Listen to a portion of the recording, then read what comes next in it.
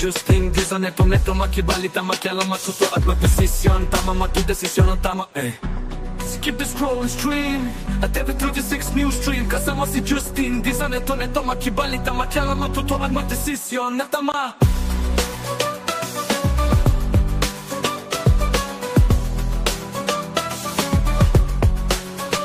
Skip the scroll and stream at every 36 news stream Kasama si Justin Di sa neto makibalita makialam matuto at magdesisyon na tama magdesisyon na tama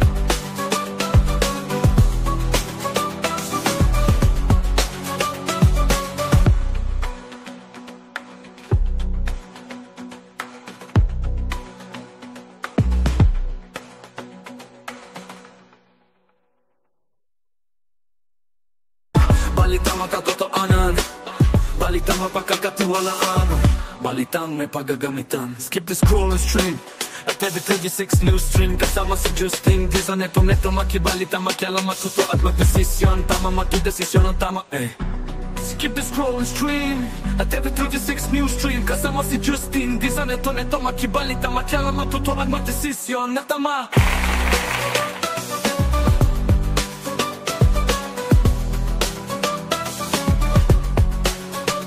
Skip the scroll and stream at every 36 news stream Kasama si Justin Di sa neto makibalita makialam matuto at magdesisyon na tama magdesisyon na tama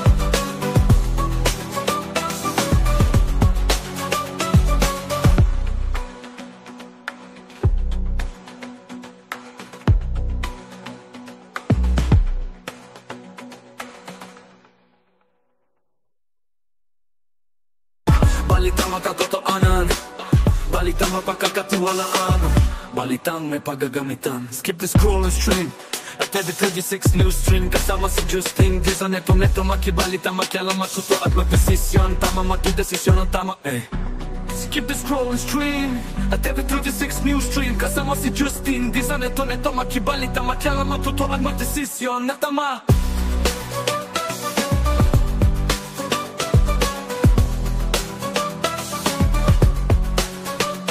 The scroll and stream at every 36 news stream Kasama si Justin Di sa neto makibalita makialam matuto at magdesisyon na tama magdesisyon na tama Isang magandang umaga ho mga kabalen. Araw ho ng Miyerkules ngayon, October 22, 2025. Welcome ho sa inyong paboritong programa tuwing alas 10 ng umaga. Ito po ang CLTV 36 News Stream.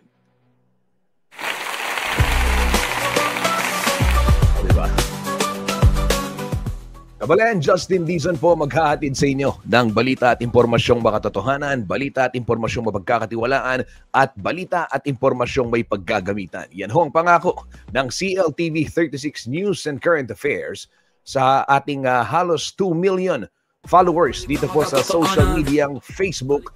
Dahil live ho itong napapanood ngayon sa Facebook at CLTV 36 Official and at CLTV 36 News. Mga kabalen, naka-live din ho tayo sa ating YouTube channel at CLTV 36 Official at syempre sa telebisyon napapanood dito sa Bayan, Luzon, Visayas at Mindanao via Signal Channel 115. Live din ho tayo sa Air Cable Converge Channel 71 at dito ho sa Central Luzon sa ating 37 cable partners. Dito ho sa Pampanga, Free TV Channel 36. Desisyon na tama!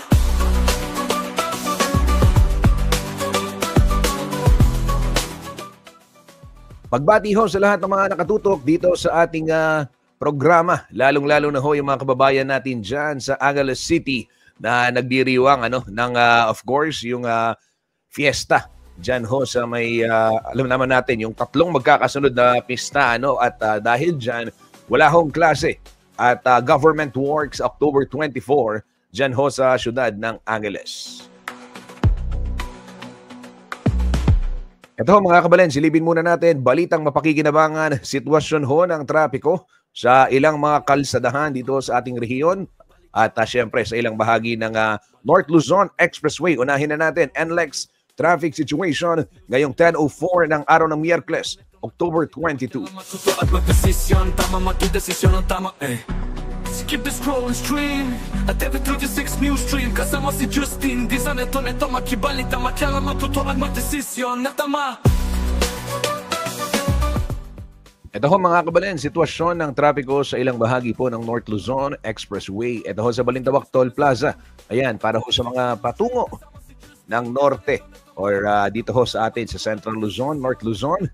Ayan, wala hong pila dyan sa may Balintawak Toll Plaza. Kung approaching naman kayo ng Metro Manila, ganyan din ang sitwasyon. Maluwag din naman yung southbound lane dyan ho sa may area ng Balintawak. Samantala dito ho sa may Valenzuela Interchange, magkabilang linya, do marami-rami na yung sasakyan, ano, ay light traffic naman tayo dyan sa area na yan, magkabilang linya, north and southbound lane. Diyan ho sa may Valenzuela. Pagdating ho ng Mindanao Toll Plaza, ito ho yung kung kayo'y mag-e-exit ng Mindanao Toll Plaza at nanggagaling ho kayo dito ho sa atin rehiyon, ano, ay asahan ninyo yung pila ng mga sasakyan diyan ho sa may Mindanao Toll Plaza palabas ho ng NLEX, gawa nga ng ongoing road construction.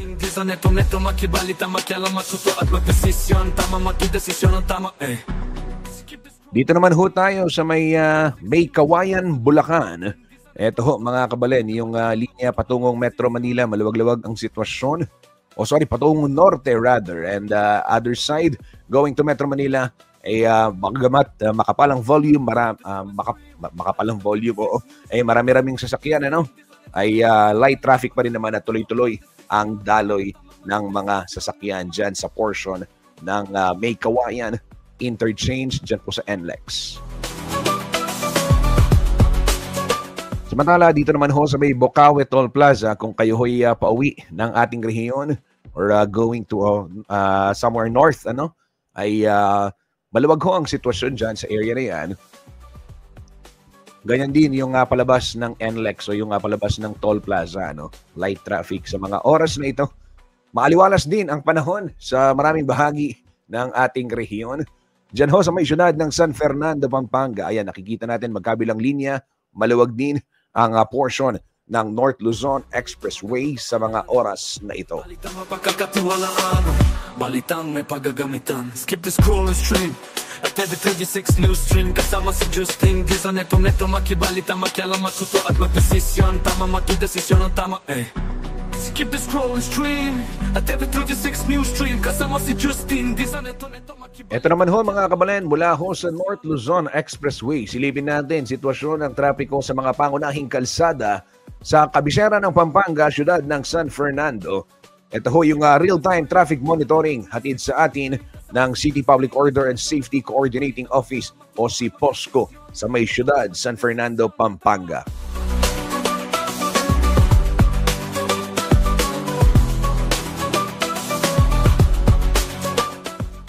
Dito muna ho tayo sa gawing itaas mga kabalen, ano, yung boxes 1, 2, 3, and 4.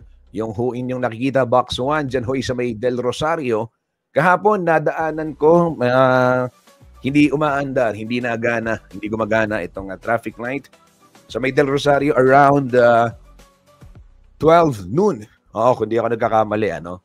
Follow up natin, silipin natin yung sitwasyon ngayon. Or baka sa mga netizen natin na nakadaan, but as we can see, ito ho, may nakaposting may mga tropang nagbamando ng traffic, ano. Diyan ho sa may Del Rosario, ayan, nakikita natin sa ating camera, meron hong personnel ang si POSCO, ano, na nagbabantay. Dahil nga, gaya ng aking nabanggit, nadaanan ko kahapon, sira yung traffic light, ano. So, yan ho, pinestuhan na ng mga traffic enforcers at makikibalita tayo kung ano yung kondisyon dito pong Del Rosario traffic light, ano. Pagdating naman dito sa box number 3 and 4, yan ho yung area ng Sakop Maimpis dyan sa may Diosdado Macapagal Regional Government Center. Light traffic sa mga oras na ito.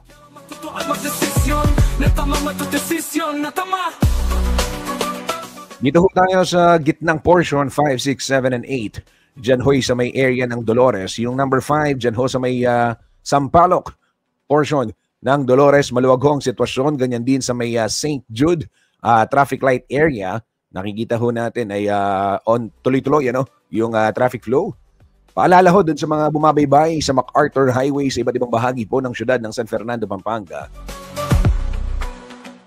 Doon ho sa mga ibang traffic light, makikita ninyo yung mga rightmost lane, continuous traffic flow. Ayan, baka makalimutan natin. Ayan, gaya ng pinapakita dito sa box number 6.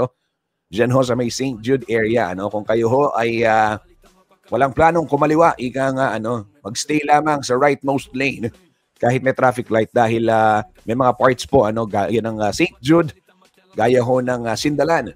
Yung traffic light doon, continuous flow din if you are headed south. Then, yung Telabastagan, ayan, ganyan din.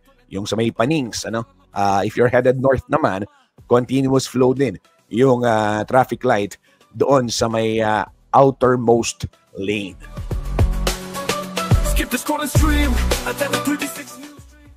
Dito ho sa may area ng Makabakle, dyan sa may tapat ng Sakop tuloy, JBL, Jose Bilingad Memorial General Hospital at dyan ho sa may Good Shepherd ay nararanasan na yung pagbagal ng daloy ng mga sasakyan.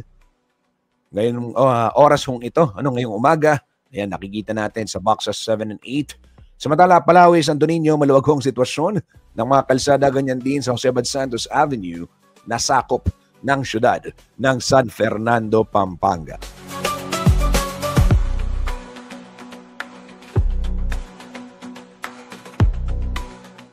Mula ho sa may syudad ng San Fernando, silipin naman natin sitwasyon ng mga pangunahing kalsada dyan ho sa may lalawigan ng Bataan. Para ho sa mga kababayan natin na babiyahe ngayong Miyerkules, kung kayo ho ay may lakad dyan sa may Bataan, Balanga City, o di kaya naman patungong Olongapo o iba pang mga bayan sa Zambales at hindi ho kayo magte-take ng expressway. Ito ho yung mga aasahan ninyong madadaanan dyan sa lalawigan ng Bataan. Maluwag ho ang sitwasyon dito ho sa may Orani, Mulawin, Abukay, ganyan din Samal, Balanga, light traffic din. At dito ho sa may Alauli Crossing. Generally, maluwag ho talaga yung mga kalsada dyan sa Bataan, lalo na yung mga highway. Kaya naman, paalala ng provincial government, paulit-ulit na lamang si Kuyang Justin pero hindi po magsasawang magpaalala. Sumunod ho sa mga itinakdang speed limit. Yung mga truck at van, 50 lamang ang takbo. Yung mga pribadong sasakyan, pwede pong umabot ng 80 kilometers per hour. Samantalang yung mga PUV, 70 lamang ang maximum na takbo at yung mga motorsiklo, 60.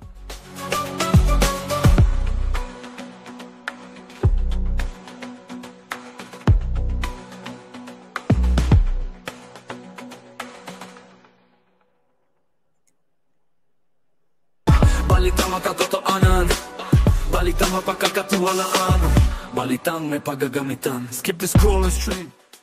Kabalen, alam ho natin may mga nagdeklara ng klase suspension itong mga nakaraang araw. Gawa nga nitong forecast dahil nung linggo medyo malakas itong pananalasa ng bagyong Ramil. Pero 2 araw yung nakalipas, nakita ho natin.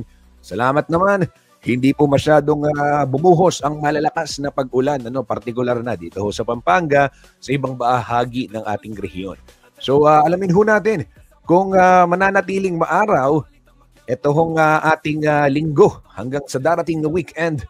Alamin ho natin, narito pong latest weather report mula po sa DOST Pag-asa.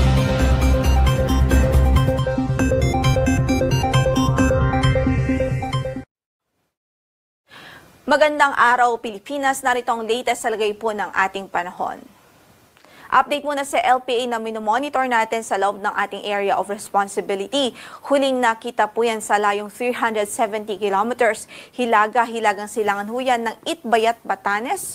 So nasa extreme northern Luzon po ito. At sa kasalukuyan, yung kanyang kaulapan ay hindi pa po nakakarating sa anumang bahagi ng Batanes area. So wala pa po itong direktang epekto sa anumang bahagi ng ating landmass. Gayunpaman, base sa ating latest analysis ay high chance na po ito o mataas na ang chance ang mabuo bilang isang bagyo within the next 24 hours. At sakali pong mabuo ito bilang isang bagyo ay bibigyan po ito natin ng local name na Bagyong Salome. Sa ating pagtaya, generally southwestward ang kanyang magiging movement. So, sa mga susunod na oras ay patimog kanluran ang kanyang magiging pagkilos at may tsansa po o mataas ang tsansa na ngayong gabi o kaya naman ay bukas na madaling araw ay lalapit o kaya naman ay magla-landfall dito sa Batanes area. And then afterwards, continue po ang kanyang southwestward movement at lalapit po muli dito sa area po ng Ilocos Norte. Pero paalala na rin po natin sa ating mga kababayan na mag-antabay pa rin po sa magiging update ng Pag-asa, especially kapag naging bagyo na po ito. Dahil sa ngayon ay mataas pa po ang uncertainty nitong weather disturbance dahil nga sa meron po tayong malakas na northeasterly wind flow. So isa po ito sa mga factor na nakakaapekto sa overall uncertainty nitong weather disturbance na ito. So mag-antabay po tayo sa magiging update ng Pag-asa ukol dito sa low pressure area, lalong-lalo na po pag naging bagyo na po ito. Sa kasalukuyan, yung Intertropical Convergence Zone ay nakakaapekto rin sa Mindanao at nagdudulot ito ng malawakang pagulan sa malaking bahagi ng Mindanao at ilang bahagi ng Visayas. Yung easterlies nakakaapekto din dito sa silangang bahagi ng Luzon at Visayas habang meron din tayong northeasterly wind flow o yung hangin na nanggagaling sa hilagang silangan, nakakaapekto yan sa extreme northern Luzon. Update naman din ho dito sa dating si Bagyong Ramil na ngayon ay nasa labas na nga po ng ating area of responsibility. Huling nakita ang sentro nito sa layong 970 kilometers kanluran ng northern Luzon. Taglay pa rin ang lakas ng hangin na 95 kilometers per hour near the center at agustiness na 115 kilometers per hour. Kaya't sa kasalukuyan ay nasa severe tropical storm category pa rin ito at southwestward pa rin ang kanyang movement at 10 kilometers per hour. Pero ang magandang balita naman, wala naman na po itong direktang epekto sa anumang bahagi ng ating kalupaan. Sa pagtayo ng ating panahon, sa araw na ito, magiging mataas pa rin ang tsansa ng isolated light rains dito sa Batanes, dulot nga po ng northeasterly wind flow. Samantala sa Metro Manila at natitirang bahagi pa ng Luzon, ay posible pa rin ang mga isolated o mga pulupulong panandali ang pag-ulan due to mga localized thunderstorms at dahil din sa easterlies, lalong-lalo na po dito sa silangang bahagi ng bansa. So generally sa Metro Manila at natitirang bahagi pa ng Luzon, bahagyang maulap hanggang sa maulap ang papawirin at hindi pa rin natin inaalis ang tsansa ng mga panandali ang pagbuhos ng ulan. Samantala, dito nga po sa Mindanao, halos buong Mindanao, kasama po dyan ang Southern Leyte, ang Bohol, Cebu at ang Siquijor, mataas ang tsansang maging maulan o maulap ang panahon na mataas po yung tsansa ng mga pag-ulan sa ngayon dahil sa prevailing na Intertropical Convergence Zone o ITZZ po doon sa lugar. So sa mga kababayan natin doon, saan man ang lakad natin sa araw na ito, huwag hong kalimutang magdala ng mga pananggalang sa ulan at mag-ingat na rin ho sa mga posibilidad ng mga localized flooding, especially sa mga low-lying areas. Sa natitirang bahagi ng bansa, so that's the rest of Visayas, asahan natin ang bahagyang maulap hanggang sa maulap na papawirin at posible pa rin ho yung mga panagdali ang pagbuhos ng ulan due to easterlies and localized thunderstorms. So sa pagtayo ng ating temperatura sa Tacloban, 25 to 30 degrees Celsius, 26 to 31 sa Cebu, gayon din sa Iloilo, habang sa Cagayan de Oro ay 24 to 29 degrees Celsius. Sa Davao, 26 to 32 degrees Celsius, 24 to 32 degrees Celsius naman po sa Zamboanga City, habang sa Puerto Princesa, 24 to 31 degrees Celsius, gayon din sa Kalayaan Islands. Paalala natin sa ating mga kababayang mangingisda, meron po tayong gale warning ngayon na nakataas sa Batanes Province. Ibig sabihin, maalon hanggang sa napakaalon ng kondisyon ng ating karagatan doon. So, ingat po doble ingat ang ating abiso sa mga mandaragat doon, lalong-lalo na ho yung mga gumagamit ng maliliit na sasakyang pandagat. As much as possible ay hindi po natin ina-advise na pumalaot yung mga gumagamit ng maliliit na sasakyang pandagat pag meron po tayong nakataas na gale warning. Yan muna ang latest mula dito sa Pag-asa. Ang sunrise natin, maya-maya lamang yan, 5:49 in the morning at ang sunset natin will be at 5:33 in the afternoon.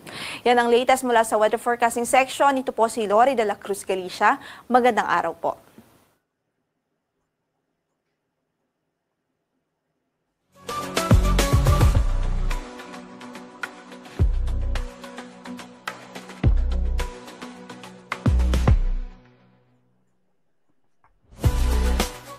Maraming salamat, Lori Galicia ng DOST Pag-asa para sa ulat panahon. Yun ho yung 5 a.m. forecast ng ating Weather Bureau. Ito ho mga kabalen, silipin naman natin.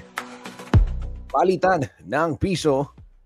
Nagsara pong palitan ng piso kontra dolyar nito pong October 21, araw ng Martes sa 58 pesos 22 centavos. Balitang mapagkakatiwalaan, balitang may paggagamitan. Skip the scroll and stream at every 36 news stream kasama si Justin. Japanese yen, 38 centavos. Yung pound, 77 pesos 97 centavos. Hong Kong dollar, 7 pesos 48 centavos. Saudi Riyal is 15 pesos 50 centavos. Yung dirham, 15 pesos 83 centavos. Euro is 67 pesos 70 centavos. Korean won is 04 centavos at Chinese yuan, 8 pesos 16 centavos.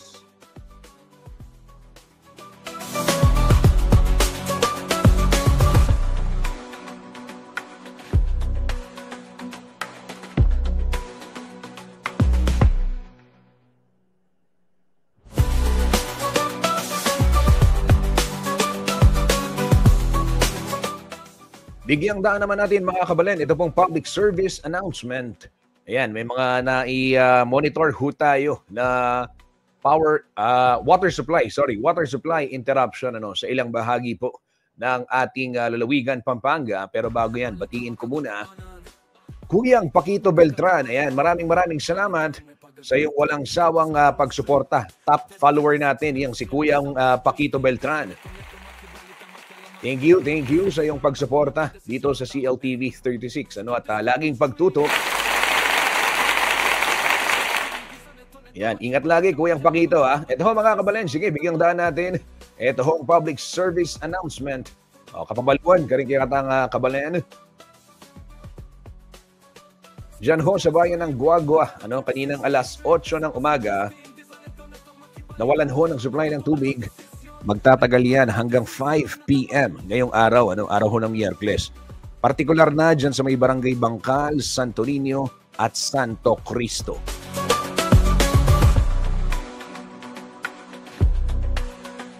Samantala, sa bayan naman ng Lubao, partikular na sa barangay San Isidro at San Rafael, mamaya pong 1 p.m. hanggang 4:30 p.m., mawawalan din ng supply ng tubig dahil sa gagawing flushing activity ng Prime Water.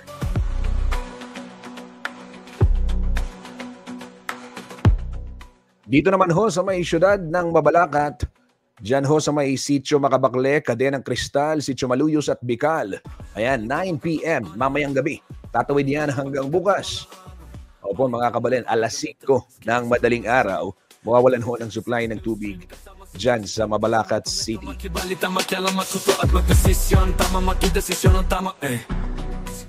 Ito lang mga binanggit ko Sitio Makabakle, Kadenang Kristal, Sitio Maluyos, Bicol. Yan ho yung apektado ng nabanggit na water supply interruption dyan sa Mabalacat.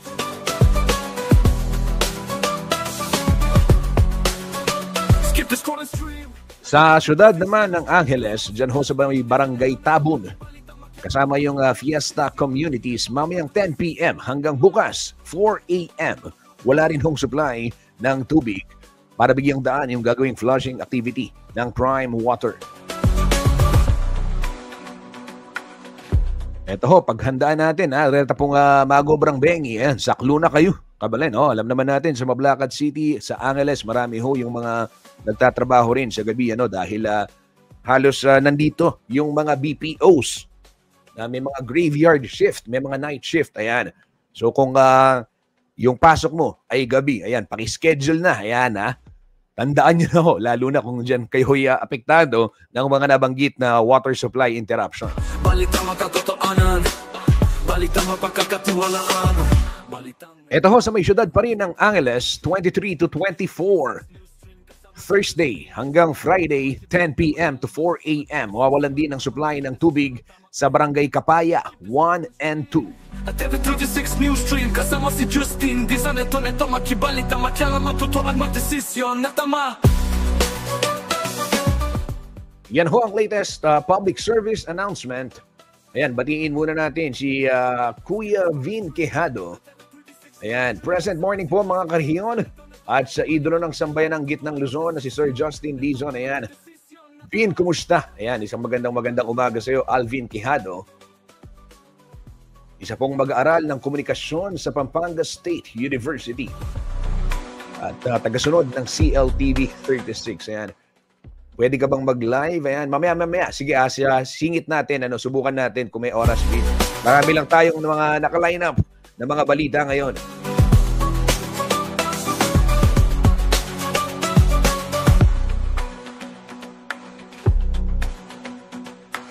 Kabalan, isang mabilis na patalastas lamang sa ating pagbabalik. Ihahatid ko sa inyo ang mga detalye ng mga balitang dapat ninyong malaman ngayong araw ho ng Miyerkules, October 22. Huwag ho kayong aalis, magbabalik ho ang CLTV 36 News Stream.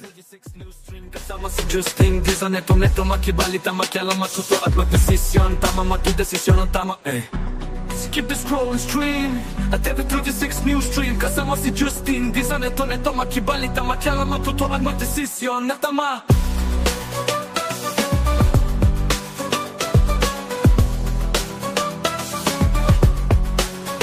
Skip the scroll and stream at TV36 News Stream, kasama si Justin. Di sa neto makibalita, makialam, matuto at magdesisyon na tama, magdesisyon na tama.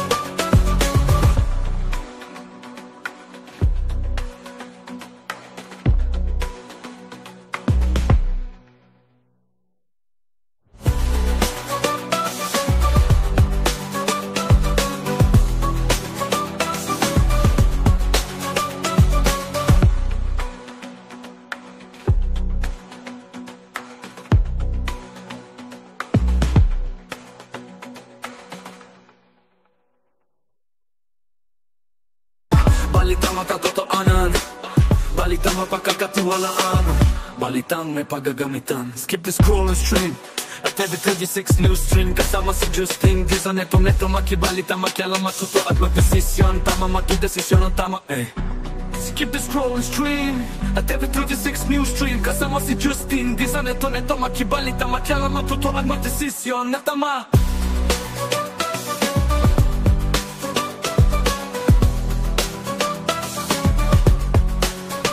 Skip the scroll and stream at TV36 News Stream, kasama si Justin. Di sa neto makibalita, makialam, matuto at magdesisyon na tama, magdesisyon na tama.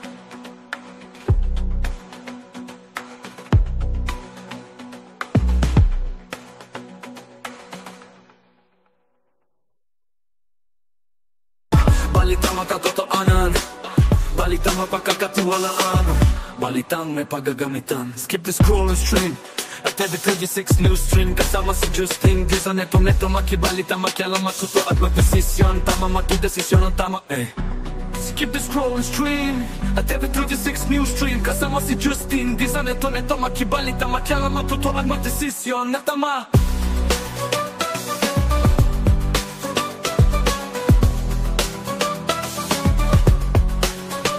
Skip the scroll and stream at TV36 News Stream, kasama si Justin. Nagbabalik po ang CLTV 36 News Team. Ayan, nag-comment si Alvin Quijado. Sabi niya, sorry, nalilito ako. Pampanga State Agricultural University. Yan ho ang kanyang school. Ano?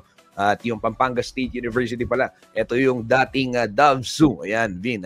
Mamaya sikapin natin makausap, makakwentuhan si Alvin. Kumustahin natin. Oo, yung buhay-buhay dyan sa Pampanga State Agricultural University. At kung tayo papala rin, may oras pa. Ito, silipin muna natin headlines ngayon pong araw ng Miyerkules, October 22, 2025.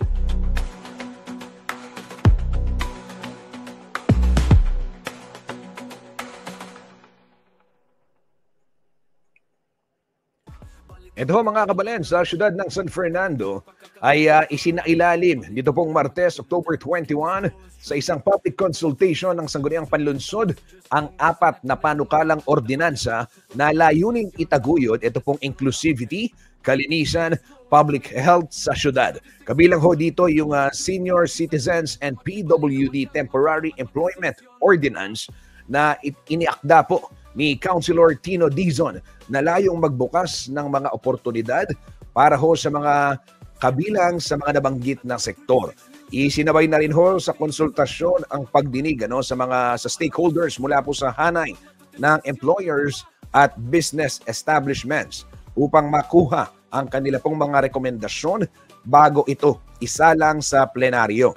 Kasama rin ho sa tinalakay na panukala ito pong CLAYGO kung tawagin mga kabalen o yung Clean As You Go Ordinance. Ang ordinansang nag-aatas sa mga negosyo na maglagay ng toilet at hand washing station at yung calorie labeling ordinance para ho sa mga kainan at food establishments. Dito po yan sa syudad. So kabilang dyan nga itong pag-employ ng mga PWDs and senior citizen. Yun hong tinalakay yung CLAYGO. Alam niyo hindi na kailangan isabatas yung CLAYGO Di ba? Dapat sa bahay natututunan natin yan. Paglabas natin, ito napapansin ko. Sa atin sa Pilipinas, sa ibang bansa hindi lahat, of course, but most of other countries, especially, automatic yung CLAYGO. Di ba? Pag may napuntahan ka. Sa atin sa Pilipinas, pag kumain tayo sa fast food, kahit fast food na lang, di ba? Pag pinag-iwanan natin yung kainan natin, parang nasa bahay lang, Actually, kahit nga sa bahay, hindi gagawin yan, So, itong CLAYGO, normal, hindi na kailangan ng panukala, pero makakatulong kung hindi talaga kayang i-normalize. Alam niyo sa mga fast food, magkakano lang yung sahod ng ating mga kababayan. Pagkatapos yung kumain, makakatulong ng malaki kung pagpapatong-patungin ninyo sa tray yung inyong mga pinagkainan, ihiwalay nyo na sa isang plato yung mga tira-tirang pagkain, pagpatong-patungin yung mga baso, ilagay sa tray. Kung walang, ang tawag dito, buzzing station. Kung hindi pwedeng, kung walang CLAYGO station, di ba? At least kukunin ng waiter. Pero sa mga fast food, marami yung mga fast food, makikita ninyo, may mga tray area sila, After mo kumain, iiwan mo yung tray doon. After mo kumain, itatapon mo yung pinagkainan mo. So, ito dapat i-normalize na natin. Importante, di ba? So, yan kabilang dyan, itong mga ordinansa at yung isa pa, yung naglalagay nga, inaatasan yung mga business establishments na maglagay ng toilet and hand washing station. Ito, importante ito. And of course, yung calorie labeling ordinance. Ito, baka gusto nating malaman paano ito tatalakayin. Interesting, alam natin, para sa diet, at kung paano. Dagdag pa ni Dizon, hinihiling din ng konseho ang muling pagpapatawag sa mga kinatawan ng banking industry at convenience store upang malinaw na maipalob sa ordinansa ang mga patakaran sa access sa toilet facilities at public hygiene standards. Nakatakda naman pong isagawa yung plenary hearing. Ngayong araw, ginagawa October 22 upang pagtibayin at iayos yung bersyon ng mga ordinansa. Batay na rin dito sa mga naging suggestion sa ginanap na consultation. Ito yung mga convenience store, di ba? Madalas tayo bumibili sa mga convenience store. Di kaya naman nagtutungo sa mga iba't ibang bangko para gawin yung ating mga transaksyon at pagkatagal-tagal ng ating minsan paghihintay sa mga bangko na given na yan di ba? Pag nagpunta ka sa bangko, maglalaan ka talaga ng enough time, di ba? Parang sa schedule mo, alam mo. Balitang may pagagamitan. Skip this. Pero marami hong mga bangko, actually, hindi lang marami, halos lahat ata. Wala pa ako nakitang bangko na open, I mean, publicly naka-display toilet here. Parang ganun, di ba? Parang, not unless magtanong ka. And yung iba, pag tinanong mo, hindi ka nila papayagan. For security reasons. Kasi sa loob yun eh. Understood. Pero paano naman yung mga customer na matagal nakapila at pag naiihina, di ba? So, ito ho isang welcome development para mapag-usapan din dito ho sa ating syudad, San Fernando. Siman mo, pakapila ka ng kalambat. Kay mga palika. Manintong kapawang lungwel ka pa aking bangko. Kay kabalik mo, ausanda ka po, tamilag pasaning numero mo. Yung mga ganong bagay ba? Kasi ho, hindi naman biro din yung pagpila sa mga bangko, di ba? So, kailangan naman may access din yung mga kababayan natin. Lalo na, paano yung mga senior citizen? So, yan ho mga kapila, naalamin natin yung development. Kung ano nga ba yung latest ongoing ho, yung pagsalang nila sa plenaryo niyan. At asahan ho ninyo, ihahatid namin sa inyo kung ano man yung mga update kaugnay nitong mga ordinansang ito.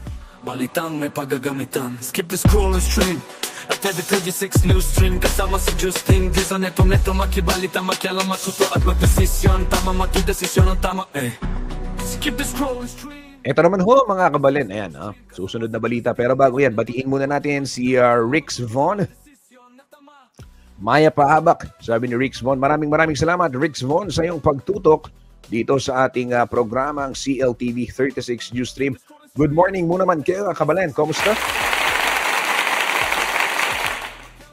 Kumusta? Sana okay ka. Yan yung panahon na iti. Yan, ito ho mga kabalen. Next natin sa balita. Ito hong akala natin wala nang illegal na pogo, di ba? And then, ito ho yung balita ng mula ho sa NBI. Mula ho sa BI. Natukoy. Ito, ano ba to? Mga kabalen, ayan.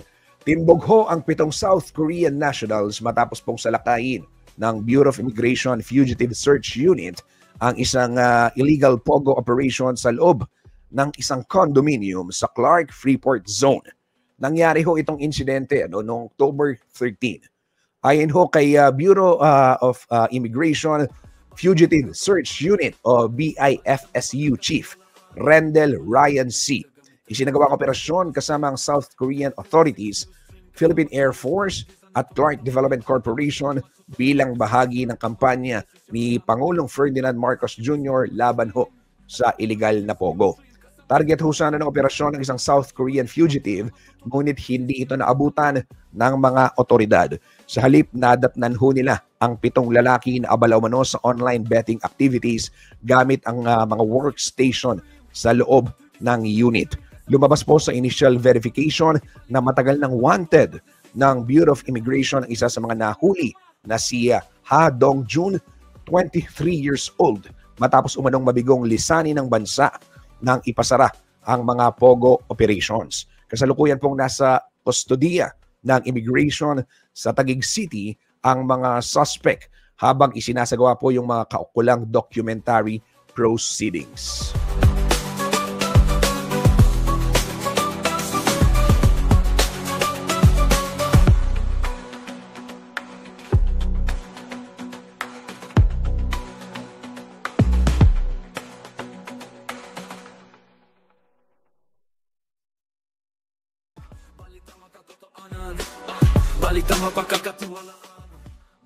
Yan ho ang latest naman kaugnay nitong krusada laban sa mga pogo. So meron pa palang nag-exist isang maliit na pogo diyan sa loob ng Clark. Yan At buti naman good job na discover ho ng ating mga otoridad yan.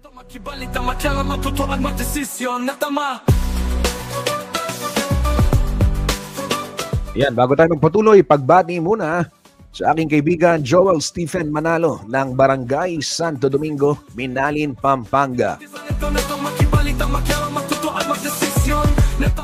Isa rin to sa ating mga top followers, si Kong Joel. Nakalasalamat ko yung Joel Stephen Manalo.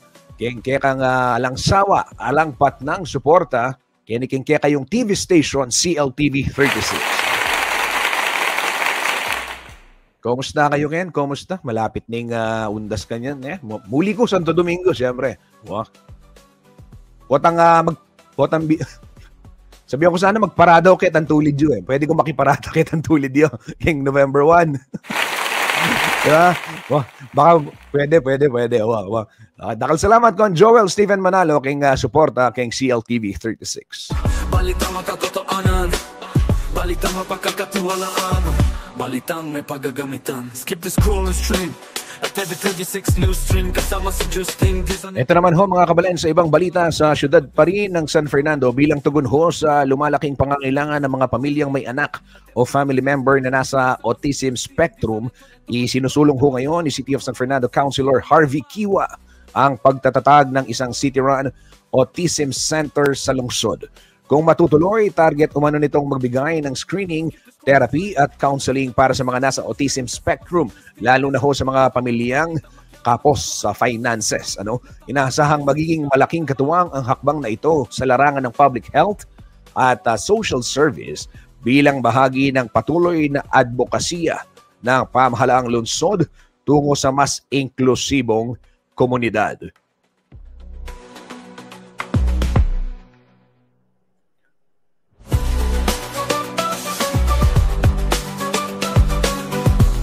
Yan ho, kabalan, yung latest din sa mga isinusulong sa may syudad ng San Fernando. Lumipat naman tayo dito ho sa Angeles City kung saan, gaya ng nabanggit ko nga kanina, suspendido ho ang klase sa lahat ng antas sa pribado at pampublikong paaralan sa Angeles City, maging ho yung mga pasok sa mga government offices sa darating pong Biyernes, October 24. Ito po ay para sa public safety, decongestion ng traffic, at general welfare kaugnay ho ng gaganaping Tigtigan, Terakan, Kingdalan 2025.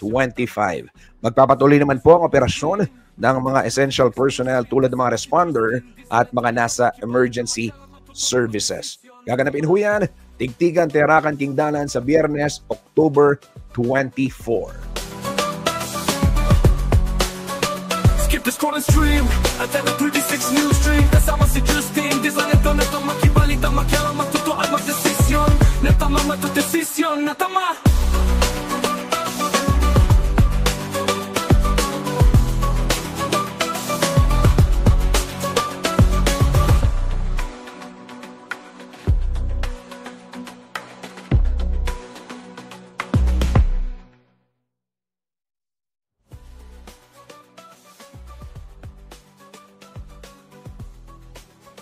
Sige ho, kaugnay ng balitang yan, ito pakita ko yung inihandang rerouting plan. Nito pong Angeles City para ho sa TTKD 2025. Gaganapin ho ito October 24 to 25. Balitang makatotoanan, balitang mapagkakatiwalaan, balitang may paggagamitan. Skip the scroll and stream at every 36 news stream kasama si Justin. Di sa neto makibalita, makialam, matuto. Ito ho mga kabalen, silipin muna natin yung traffic scheme. Ito hong mga sasakyan, ayan, nakikita natin yung kulay pula, no? Ito ho, patungong Angeles City proper yan. Yung kulay blue naman, patungong Mabalacat, Dao. So yung event area natin, yung tapat ng Best Western Plus. So sarado ho yan. And then yung mga magdaraan, ayan ho, no? Sa October 23, 11:59 p.m., ipapatupad na yung mga road closure. So expect ho ninyo na may mga rerouting na. Ito ho, ito yung mapa, no? Kung saan po pwedeng dumaan. And then, pagdating ho ng October 26, 6 a.m., ay magkakaroon ng clearing of stalls and reopening of affected roads. So ibig sabihin, October 23, o yung 24 ng midnight, ay isasara na yung mga kalsada. Alas 6 ay bubuksan na yung October 26. So kung mga patungo po kayo ng Angeles, nanggagaling ng Dao o kaya dyan sa Clark, pwede ho kayong dumaan dito ho sa may Arayat Street. Papasok ho kayo dun sa may Balibago Barangay Hall, dun sa may 7-Eleven. Tama, dun sa may convenience store dun. Yan, papasok kayo dyan. Tapos sa may Arayat Street. Tapos yung mga galing naman ho ng town proper, patungong Mabalacat, ayan, may mga rerouting din dyan sa may Diamond Subdivision. So, paalala lamang, ngayong weekend ho ito, mga kabalen.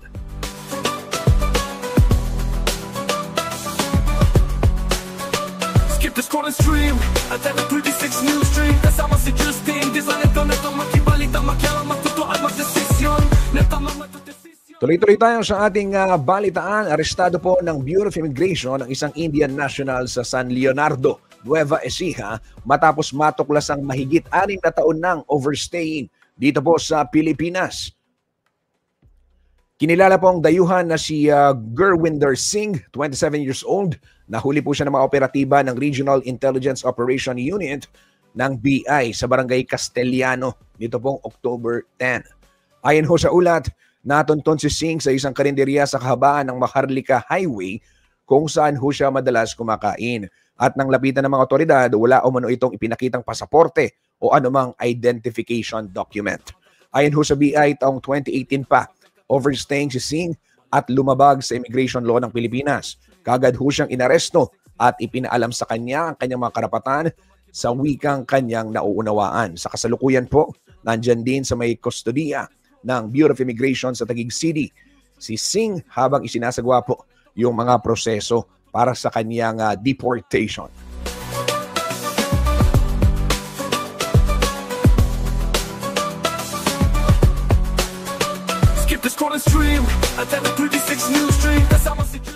Sabi ng Koyang Joel, Stephen Manalo, pwede kong makiparada karela. Dakala salamat, Koyang Joel, Stephen Manalo.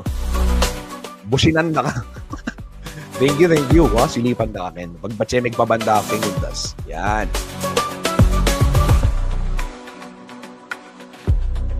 Ito rin, nakatutok. Si Angelo Redaha, midweek Wednesday morning ka Central Luzon. Sabi niya, 64 days na lamang bago ang Pasko at mainit ngayon sa Malolos, Bulacan. Ayan, maraming salamat, Angelo Redaha, para sa iyong comment. Ano? Kumusta? Isa rin ho si Angelo sa ating mga masugid na tagasunod, top follower yan. Maraming salamat, Angelo Redaha ng Malolos City, Bulacan. Balitang makatotoanan, balitang mapagkakatiwalaan, balitang may paggagamitan. Skip the scroll and stream at every 36 news stream. Kasama si Justin. Ito, makakausap natin si Alvin Quijado. Teka lang, itatype ko yung kanyang pangalan. Ayan, kumustahin lang natin si Alvin Quijado. May mga ilan akong katanungan. Kumusta ba yung paghahanda ng mga estudyante, no? Di ba? Teka lang, itatype ko lang yung pangalan ni Alvin.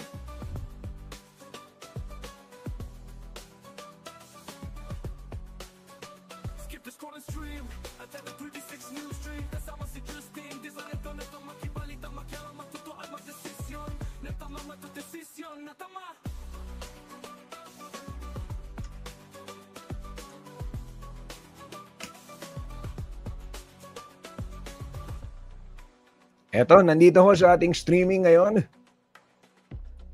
Alvin Quijado, isa ho sa mga citizen journalist ng CLTV. Yan. Bin, kumustahin lang kita.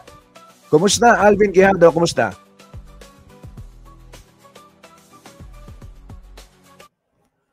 Bin, naririnig mo ba ako?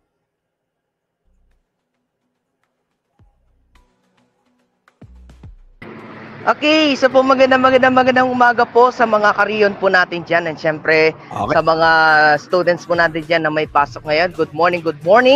Mapa-online man or face-to-face man, no? Good morning po sa inyo lahat. And syempre, good morning po Sir Justin.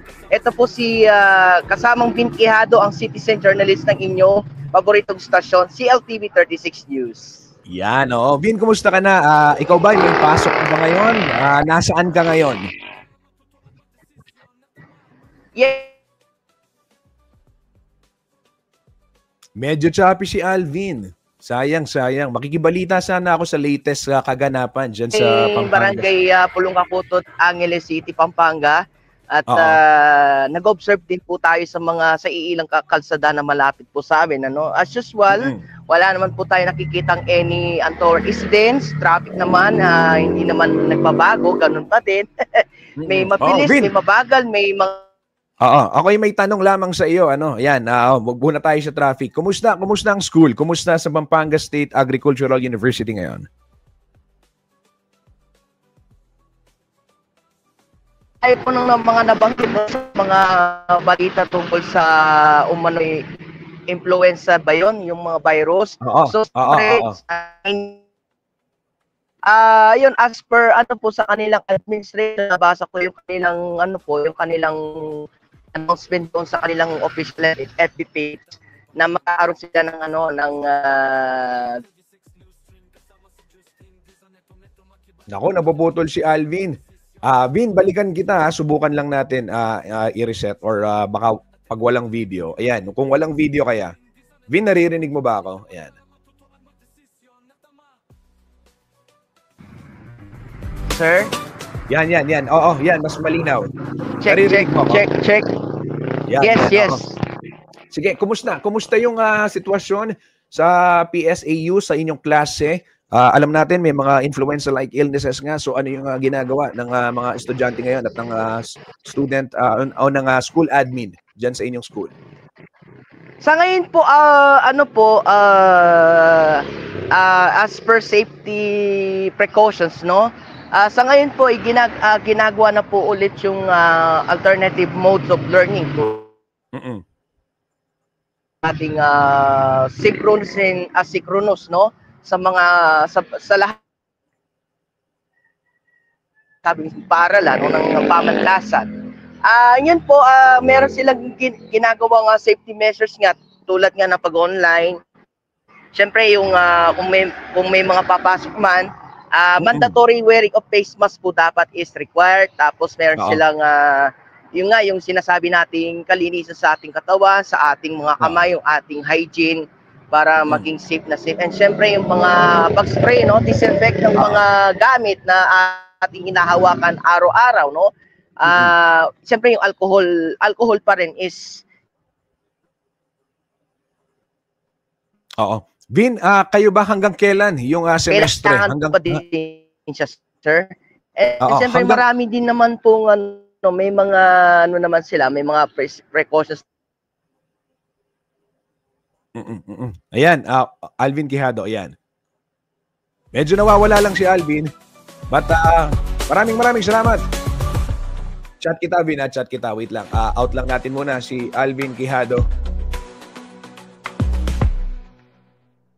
Ayan. Sir, pasensya na po, nawala. Ayan. Balik natin. Kanina binabanggit mo, nagpapatupad na sila ng asynchronous classes PSAU. Ano? Doon ba sa klase niyo? Alternative modes of learning. Oo, doon ba sa klase ninyo may mga nagkalagnat din, nagkatrangkaso at kumusta na sila ngayon? Wala naman po kung sa awa ng ating Panginoon Diyos, wala naman po akong nababalita na any student na merong ganyan case. Hoping nga, no? Hindi lang sa aming pamantasan, kundi sa lahat ng mga pamantasan sa gitnang Luzon na nasa 13 yata o 14, no? Na state universities and colleges here in Central Luzon. Sana nga po wala. At sana nga po mawala na yan kasi maraming mga maapektuhan. Lalo na kaming mga pumapasok sa face-to-face, no? Pero siyempre, kailangan pa rin yan sa kaligtasan po namin. Alvin, hanggang kailan ba yung face-to-face, hanggang kailan yung klase, yung semestre ngayon, dyan sa PSAU? Hindi ko po sure yung schedule ng ng semester, Decem. Kailan ba yung exam mo? Wala ka bang exam? Wala pa po akong nababalitang any. Wala pa po akong idea dyan. Pero dun sa, dun sa announcement na face-to-face tuloy, yung alternative mode of learning, sa pagkakalam ko, sa nabasa kong info is hanggang 24 po yata, kung di ako nagkakamali, no? Okay. Hindi ako sure. Basta hanggang 24, starting October 20 hanggang 24 po siya, sir. Okay, sige. Ayun. Maraming salamat, Alvin Quijado. Baka may mga gusto kang batiin, yung mga kaibigan mo, yung mga guro na nakatutok din mula sa Pampanga State Agricultural University. Ayan, batiin mo muna. Yes, shout out po sa mga friends po natin dyan here in Central Luzon, lalo na sa Angeles City. Sa mga kapwa ko, citizen journalists, galingan po natin sa pagsulat ng balita, pagkalap, at syempre paghanap ng mahalagang balita, hindi lang sa inyong lugar, kundi sa buong gitnang Luzon, no? Sana isa tayo sa halimbawa ng mga sinusuportahan natin mga journalists dito sa Central Luzon, especially yung ating paboritong stasyon, ang Channel 36 of course, no? Kung tayo man ay naka-live ngayon sa TV, shout out po sa mga nanonood ng kanilang mga television dyan, lalo na yung CLTV 36 natin. And syempre, sa mga classmates ko po ng Pampanga State Agricultural University, sir, hindi po State University, ha? Sorry. Shout out po sa inyo lahat. Okay lang po yun. Okay lang yun. Nakakalito no? Nasasanay kasi.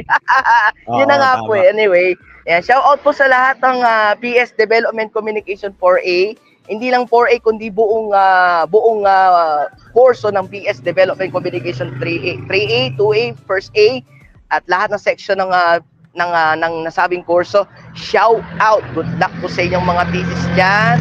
Good luck sa inyong mga pag-aaral and siyempre sa ating final exam. Sana nga matapos na itong pangyayaring ito sa ating buhay, no? Yung influenza like virus. Sana nga po mag-pray natin kay Lord na mawala na ito, no?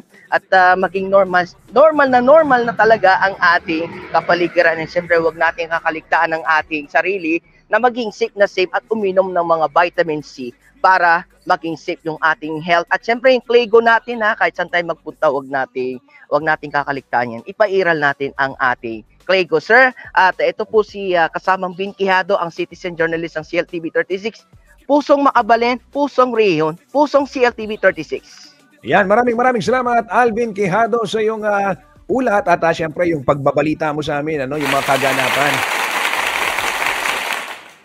Alam niyo mga kabalin, ayan, gaya ng nabanggit ni Alvin, tama, no? Kasi yung mga mag-aaral talaga natin, sila ho yung mga apektado ng mga ganitong sitwasyon, di ba? Sila ho yung mga nagfe-face-to-face classes, kaya ho paalala sa lahat ng mga estudyanteng pumapasok sa paaralan, yung mga nagfe-face-to-face, ingatan ho yung pangangatawan na kung merong inuubo na, magsuot ng face mask, kung pwedeng lumiban muna. Kasi baka magkahawaan lang lalo, di ba? So mahirap naman. Yan ho mga kabalin, ang mga balitang kinalap ng CLTV 36 News and Current Affairs ngayon pong umaga ng Miyerkules, October 22, 2025. Manatili lamang nakatutok dito sa ating page at sa ating television channel. Siyempre, mamaya pong alas 12, pasada balita. Alas 2, pasada balita rin at alas 4 kasama si JM De Jesus. Pagdating ho ng alas 6, CLTV 36 News. Follow lamang ang ating page para sa iba't ibang mga update at mga live reports. Muli, para ho sa balitang makatotohanan, balitang mapagkakatiwalaan, at balitang may paggagamitan, Justin Dizon po nagsasabing maraming salamat. Ingat ho tayo and God bless everyone.